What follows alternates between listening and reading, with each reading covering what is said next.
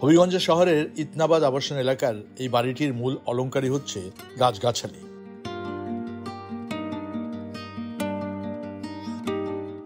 বাড়ির ছাদ, টেরেস, বারান্দা কিংবা আঙিনা সবখানেই ফসল আর উদ্ভিদের ছড়াছড়ি, যা অন্য সব ভবন থেকে ভিন্ন রূপ দিয়েছে এই বাড়িটিকে।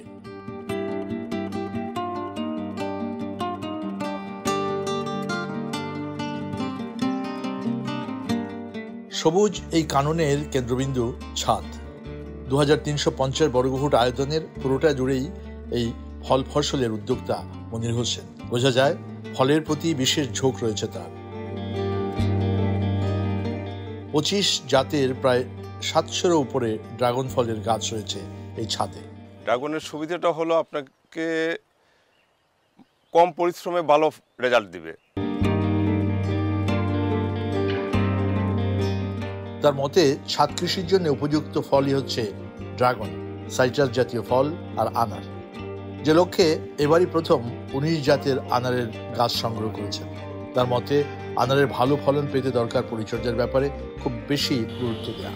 আসলে আনার এবং ড্রাগন নিয়ে নিজের সাইড থেকে অনেক পরীক্ষা নিরীক্ষা চেষ্টা করছি কীভাবে ভালো করা যায়। ড্রাগন এই আনারের সবচেয়ে বড় রোগ যেটা অ্যানথ্রাকনোজ এবং পচন রোগ, এইটা প্রতিরোধ করতে পারলে আনারটা বাংলাদেশে চমৎকার ফলন দিবে।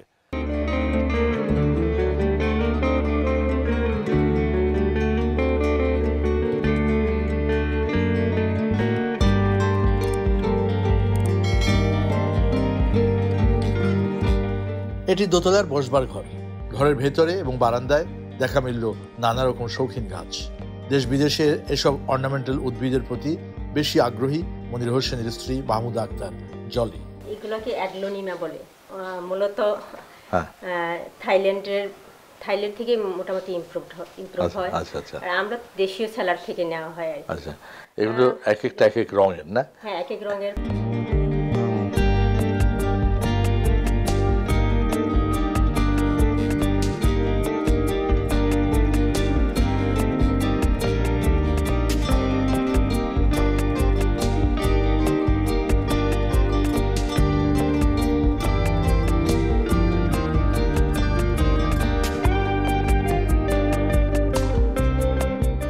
এখানে মোট 26% জায়গার মধ্যে ভবনটুকু বাদে সুবিশাল আঙিনা জুড়ে উৎপাদন হচ্ছে 100 রকমের ফলফলাদি আর সবজি।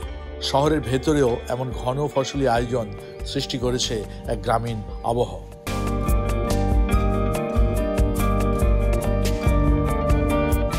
নিজের পাশাপাশি অন্যদেরকে উদ্বুদ্ধকরণের তাগিদ রয়েছে তার। জানা গেল এলাকার মানুষের মাঝে কৃষি এবং প্রকৃতি বিষয়ে সচেতনতা বাড়াতে তাদের একটি পারিবারিক উদ্যোগ রয়েছে। 2019 সালে আমরা ভাই বোন একসঙ্গে বসে একটা সিদ্ধান্ত নিলাম যে আমার বাবা মা ভাই বোন গত হয়েছে, তাদের নামে কিছু করা যায় কিনা।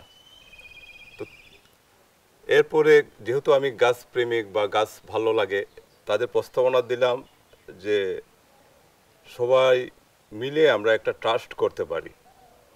বাবা মার আদ্য অক্ষর দিয়ে ট্রাস্টের নাম হলো job for human resource welfare.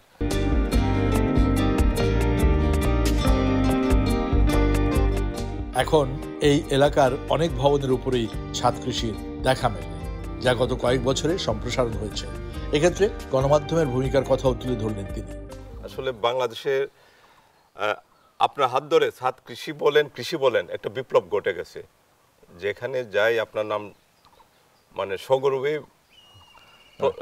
প্রকাশ হয়। যে অনুষ্ঠানগুলো দেখেন বা দেখাই আমরা, এটা দিয়ে আপনাদের উপকার হয়? হ্যাঁ, উপকার হয়, অবশ্যই হয়। আচ্ছা আচ্ছা। কিন্তু শহরের ছাদ কৃষি বাড়লেও উদ্যোক্তাদের কাছে যথেষ্ট তথ্য এবং পরিচর্যার বিষয়ে সঠিক ধ্যান ধারণা পৌঁছায়নি। ফলে অনেকেই ক্ষতির মুখে পড়তে হয়। এক্ষেত্রে দরকার তথ্য এবং পরামর্শের নিশ্চয়তা। প্রিয় দর্শক, এই উদ্যোগটি নিঃসন্দেহে ব্যতিক্রম। মনির হোসেন এবং জলি দম্পতি দেখিয়েছেন ইট পাথরের ভবনের বাইরে এবং ভেতরে কিভাবে গাছগাছালি রাখা যায়।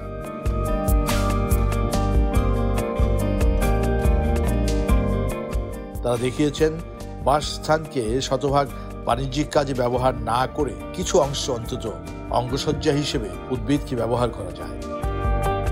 তাদের এই উদ্যোগটি নিয়ে আগামী ভবন নির্মাতারাও ভাবতে পারেন, যাতে নতুন বাড়ি নির্মাণের চারপাশে কিছুটা জায়গা ফাঁকা রেখে সবুজ গাছপালা রোপণ করা যায়, অথবা কমপক্ষে ভবনের উপরে ছাদ কৃষি করা যায়।